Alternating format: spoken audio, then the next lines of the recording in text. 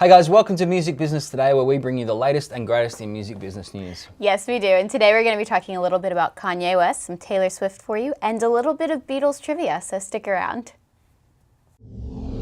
Talkopolis, the social media TV network for your city.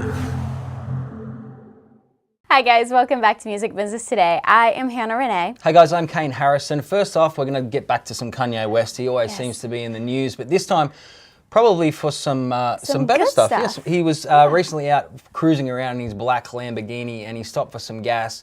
And the paparazzi came up and tried to have a conversation. I imagine that they were poking and prodding, trying to get him to do They were antagonizing him and saying dumb things too, like, my mama always told me to respect doctors, but those are the only people that deserve respect. But opposite, he just stood there and had a great conversation, I think, and just said that, let's be respectful to one another.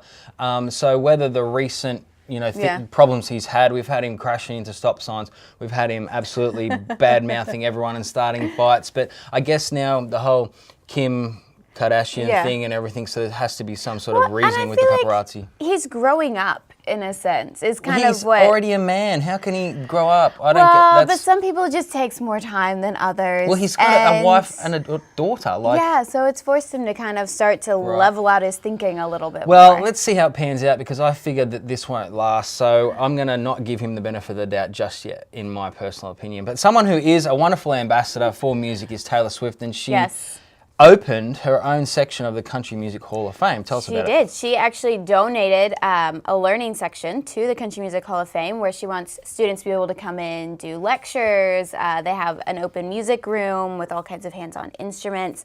She's hoping to be able to come in occasionally to teach lectures, even though she doesn't like to call it that. So it's going to be a great addition to all the stuff they're doing to the Country Music Hall of Fame. It's going to open up a lot of learning opportunities, I think, for the youth around Nashville. Yeah, well, it's a big deal, because the Country Music Hall of Fame, for those of you who don't know, they've had a lot of trouble recently. They're trying to expand it. They're trying to get out to 100,000 square feet bigger, I think it is. So Taylor's tipped in $4 million to try and get this section of it going. So and they just opened it, and they started using it the same day they opened it, which is kind of exciting. She was able to be there, able to cut the ribbon, able to get it going. So good on Taylor Swift. She once again has dipped some money into this wonderful city of ours, Nashville.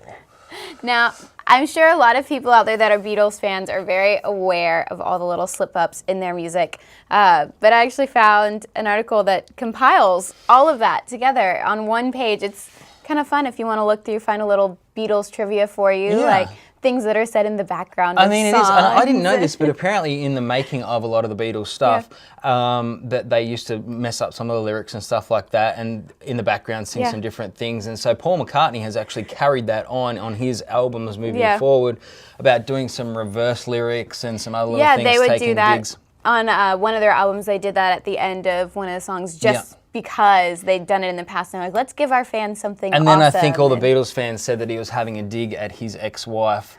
But I know something really cool. A friend of mine actually got paid a lot of money and got a hold of the Pro Tools tracks of the Beatles that were separated. So they were separate tracks, but they were in Pro Tools. So technically he could have sang background lyrics, done whatever. But we could listen to each individual track, and you could hear, say Paul getting ready to count in, and he'd be like 1, 2, 3, 4, da da da da da, and you could hear them all talking in the background when it was all broken up. So one of them's talking about cranberry sauce in one of them. Yeah. Apparently he Just, was going to have in Thanksgiving and have some cranberry sauce. So it's really cool. So we've chucked the link up for that, so check that out, especially if you're a Beatles fan. I know that and most there's of you videos for all probably of that stuff as well. There are, and something else which we always like to talk about, which is music, how we listen to it, what's happening with copyrights, all those different things. Writers. And there is a brand new way, a new site has been launched, SongSplits, which talks about different ways for indie artists and producers to be able to manage their copyrights now and license music. So this is just, I guess, another way of trying to solve this problem moving forward about how we're going to control things, how we're going to get as much revenue back as possible. It's great to have the free source. With the U.S. Copyright Office being closed down, people still need to protect their music. They need to copyright their stuff. And so having this as a free source for people to go on and be able to, protect their music, protect the stuff that they spend hours and money, sometimes even writing. You know, it's good to have a way to protect that without having to fork out bukus of money. That's true. My great hope, though, is that everyone who is an independent artist remembers to try and consolidate all their stuff, because all these new ideas, and then it sort of seems what happens is that all your stuff is put all over the place, you know what I mean? Yeah. So it's better if you can control and know where it is and know what's going on, instead of having it, oh, this is a great new idea, let's throw some music there. This is another new idea, let's throw some music there. Definitely. To just know where all your stuff is so you can get your royalties back is best. Hannah, that is all we have time for today. And I loved every minute of it. Did you? Oh, always a joy. Absolutely. Always lovely seeing you. We would love for you guys to come and check out our fan page, which is Music Business Today on Facebook. Again, thank you to all the I Love Nashville and I Love Franklin Hobnob guys out there who have joined our crew. Don't forget the phone app. Don't forget the phone app, which you can also download, which is fantastic. And we will see you next time on Music Business Today.